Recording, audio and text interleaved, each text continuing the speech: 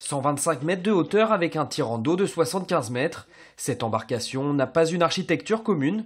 Le Polarpod est un projet de station d'études scientifiques dérivantes. L'objectif, parcourir le pourtour de l'Antarctique, une zone désertée par l'homme, à cause de ses conditions météo particulièrement hostiles. C'est un océan qui est assez agité et toutes les publications sur cet océan se terminent « on a besoin de mesures in situ », ça veut dire on a besoin de la présence humaine sur place. C'est ce qui m'a inspiré ce projet-là.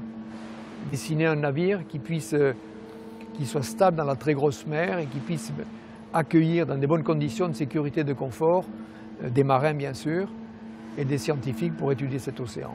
Parmi les études envisagées, la capacité d'absorption des gaz à effet de serre de cet océan méconnu. Pour mener à bien sa construction, des tests sont actuellement effectués dans les bassins de l'Ifremer à Brest. Le but, enregistrer le comportement d'une maquette du Polarpod dans un simulateur de vagues. On va tester à nouveau un état de mer qui paraît faible dans le bassin mais qui est malgré tout assez vigoureux puisque la hauteur crête-creux des vagues pourrait atteindre 20 mètres si on multipliait par l'échelle de la maquette.